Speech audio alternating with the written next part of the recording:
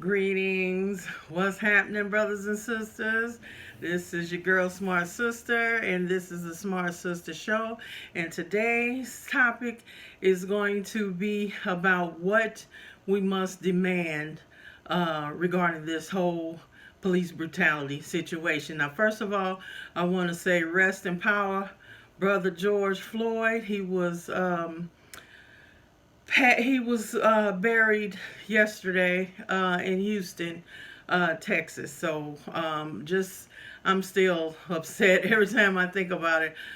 So rest in power, as I said, and I send condolences to his family and friends, and just know that because of his murder, we're getting ready to change this world, people, and that's what's gonna happen. And so it's hard to deal with at times, but then in the struggle there are always going to be those that have to give up their lives for the betterment of us all. And I already know, I feel it deep in my heart that this time is not gonna go by the wayside like so many other brothers and sisters before him, where we have not lived up to the responsibility we should as a people. So that is why I wanted to talk today about what our demands are. Now, the first thing I wanted to comment on was that pathetic ass uh, play that Nancy Pelosi, Chuck Schumer, and the rest of those need to grows and other folks that were on their knee with the kente cloth on. I have never seen something so damn pathetic in all of my born days, as we would say down south. To me, the patronizing bullshit that it represented is enough to make you want to hurl. How stupid do you think people are? You don't know shit about African people. You don't know shit about kente cloth, for that matter, that has ceremonial properties to it. But hell, it's Negroes don't need to wear it. Candace Owens don't need to wear it. And by the way, I just found out she was married to a white man, so no secret there, no surprise there. But anyway, that sham of what they were doing, thinking that they're pandering to black people, don't fall for it, young people. Don't fall for it. Keep putting the pressure on, because the only reason all these damn people doing all this shit is because they scared to death we gonna tear some shit up. Period, point blank, end of story. That's it. Because how long we been marching? We march every time somebody gets killed. Ain't nothing new there. The fact of the matter is they see that it's getting out of hand, and they're trying to still keep the narrative where they want to keep it, and that is white supremacy that I'm talking about. But it's not. And what we got to do is not let them shift the narrative to the shit they want to talk about. This is beyond police brutality, people. It really is. We got to keep the pressure, because we're dealing with white supremacy. That's what we're dealing with. And Black Lives Matter, okay. But I'm not putting everything just on that little catchphrase, because that's not what we're talking about. We need to be fighting against white supremacy, racism. Okay, it's beyond that. Don't let that be the phrase that they gonna commercialize and start doing all the t-shirts and take your mind off of what the hell you supposed to be working on. Okay, and I don't I say defy the lie. That's my catchphrase. Defy the lie, because they've been lying for the past 400 years, and all these white folks ain't had a come to Jesus moment just out the blue. Now, like I said before, all of y'all white folks that want to help, great. But you can directly help by giving your money to a black business and buying things. That's your direct way to help the black community. Because what I want to know is how many of y'all really are going to be out there when the time comes that you going to have to sacrifice something. See, it's kind of easy, and that's for black or white people, to kind of do a little march and say something and hold a sign and do whatever feels good at the moment. But it's when you have to sacrifice something is when you're going to find out what the hell people are made out of. Okay, and so we're gonna see how far this goes, because I'm sorry, my life has taught me not to trust anything. Okay, and so the fact that this is caught on worldwide is the fact that the rest of the world knows the hypocrisy of the United States. They know that the bullshit they've been putting across to the world, as if they're such bastions of humility and humanity, and we're a big old melting pot, and everybody saw the bullshit, except for some of us right here in the United States. So basically, they can see through it, and they know black people have been treated horribly since they brought us here. And that's just it, brought us here. For all you racist assholes always talking about go back to Africa. Well, first of all, go back to where the hell the fuck you came from, because the Native American people were here first. Second of all, you brought us here, dumbass. We didn't ask to be here. So I'm about sick of that stupid racist ass shit. But just keep it up. Just keep it up. And like I said, they ain't seen nothing yet. And black people, that's the next move we got to start making on what we're gonna do. Because when you look at, who is it, Earl Grey, that's supposedly the counsel for the stupid cops in Minneapolis. They're already trying to fix shit, talking about he was on his shoulder and not his neck, and all this bullshit that we already done been through a million times before, where they would throw up all these little test balloons to see what's gonna happen, so then they can go ahead and try to get these assholes off. And some of my legal friends have told me that Keith Ellison already done fucked up and is damn near handing them some shit. So that's just it. We got to be ready, y'all, because I wouldn't be surprised if they try to go through these machinations and show, see, we really tried due process and we had to let them go. Well, you let that shit happen. All the stuff that hasn't happened already should be a cakewalk compared to what will happen if you try to do that shit. And here's some more folks that ended up coming up dead during this whole thing. See, it's not gonna stop, people, until we put the pressure on and let them know to what extent we're willing to go to stop it. And y'all already know where I'm coming from. All this marching and shit only goes so far, because you can't sustain it. Do it as much as you can, but we got to start putting the things into place. That's the next step. And all this other stuff, Nancy Pelosi and them coming up with legislation or what, none of it has teeth in it. Now, I have been talking about a database for the longest, since Mike Brown was murdered. In terms of us keeping track of all these assholes. But beyond that, what is on the books? That if I kill a cop, there's certain things on the books that'll happen to me. Well, if they kill people, then certain things should be on the books that'll happen to them. Automatic. You kill somebody innocent, no gun, they ain't shooting at you, they're not doing anything, your ass should get murder one, straight up. No other way to look at it than that, in which means you're gonna get life in jail. See, you should be held to a higher standard, just like I would be if I killed a cop. Until you put some teeth in some of this legislation like that, we just talking bullshit that ain't gonna go nowhere and ain't gonna change nothing. All that shit Nancy Pelosi and them was talking about is bullshit, and it's the same old.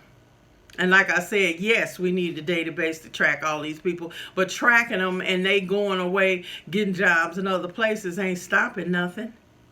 You need to know that if you kill somebody, that's it for your ass as a cop. If you come with some stuff like this, dealing with innocent people.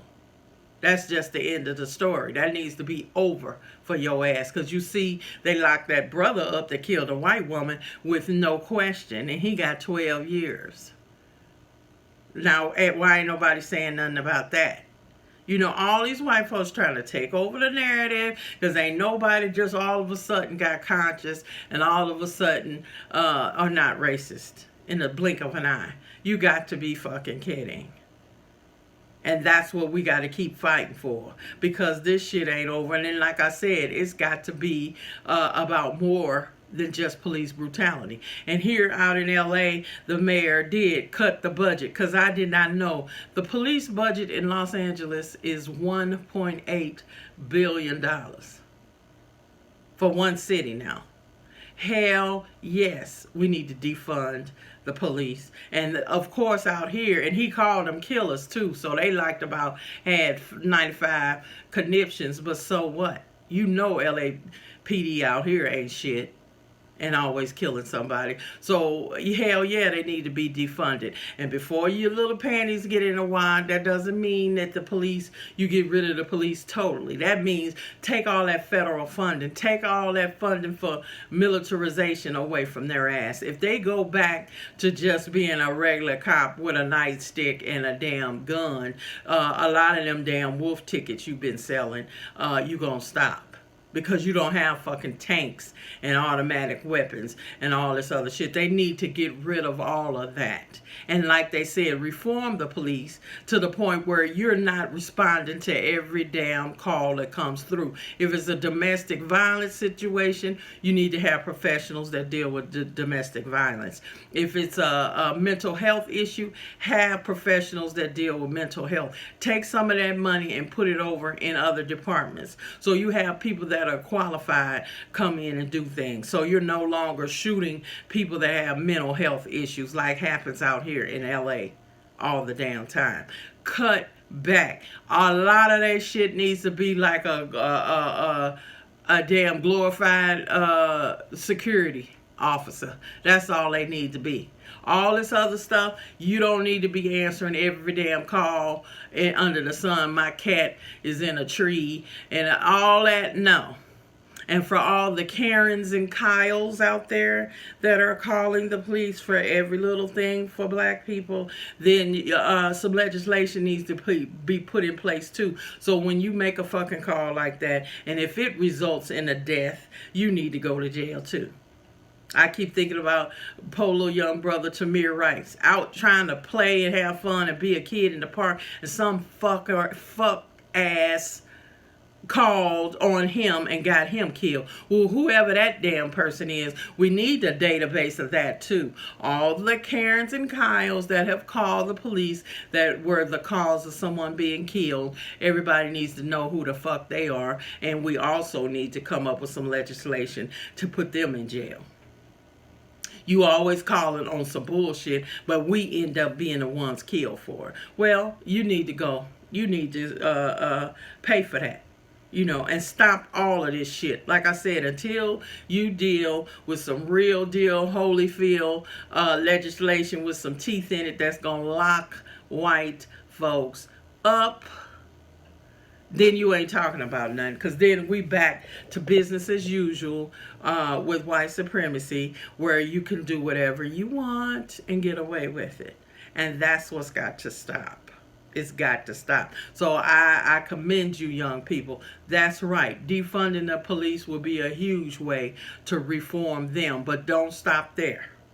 We've got to reform everything about white supremacy in every area of our life. Because so what? Okay, if we get the police in check and they stop killing us, then what about healthcare that's killing you? The lack thereof. What about the fact that you have no decent education? You're hungry.